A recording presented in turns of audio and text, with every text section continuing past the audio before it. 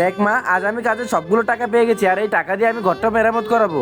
হ্যাঁ বাবা, মেরামত করালে তো আমাদের বাসায় আর বৃষ্টির পানিও ঢুকবে না। চল মা, তাহলে আমরা কাজটা শুরু করে দিই। আমাদের কাছে যেহেতু টাকা কম, সেহেতু আমাদের কাজ অনেকগুলো আমাদের কি করতে হবে। আমি তোকে চারাগুলো দিচ্ছি, তুই এগুলোকে নিচে রেখে দে। এই নে মা, এটা নিচে রাখ। আমরা যদি অর্ধেক কাজ শেষ করে দিই, তাহলে দেখবি আমাদের টাকা অনেকগুলো বেঁচে যাবে। অনেকক্ষণ ধরে কাজ করতেছিস, এবারে কি একটু রেস্ট করে নে। ঠিক আছে বাবা, আমি তাহলে এখানেই বসে পড়ি আর একটু রেস্ট করি। আরে তোমরা এখানে কি করতেছো? তাড়াতাড়ি করে চলো, দাদি অনেক অসুস্থ হয়ে পড়েছে। আরে কি বলো তুমি? দাদির আবার কি হয়েছে? তাড়াতাড়ি করে বাসা চলো, দাদিকে তাড়াতাড়ি করে হসপিটালে নিতে হবে। এই দেখো, দাদির অবস্থা অনেক বেশি খারাপ। এইখানে আর বেশিক্ষণ সময় দাঁড়ানো যাবে না, তাড়াতাড়ি করে আমার সাথে হাত লাগাও, দাদিকে হসপিটালে নিয়ে যেতে হবে। আর আমার তুই কান্না করিস না, দাদির কিচ্ছু হবে না, সব ঠিক হয়ে যাবে। এই যে ডাক্তার, শুনেন আমার দাদি এখন কেমন আছে? ওনার অবস্থা তেমন একটা ভালো নেই, অপারেশন করতে হবে। তাড়াতাড়ি করে আপনারা 1.5 লাখ টাকা কাউন্টারে জমা করে দিন। 1.5 লাখ টাকা? আচ্ছা, আমার কাছে তো 1.5 লাখ টাকা আছে। এই নাও, তুমি টাকাটা নিয়ে তাড়াতাড়ি করে কাউন্টারে জমা করে দাও। বাবা, টাকা তো দিয়ে দিলে, ঘর কিভাবে মেরামত করাবে এখন? মা, এখন কি করবো বল, আমরা তো অনেক গরিব, তাই ভালো একটা কাজ করতে গেলে কোনো না কোনো বিপদ চলে আসে আমাদের। সমস্যা নেই বাবা, আমরা আবারও পরিশ্রম করবো ঘর ঠিক করার জন্য।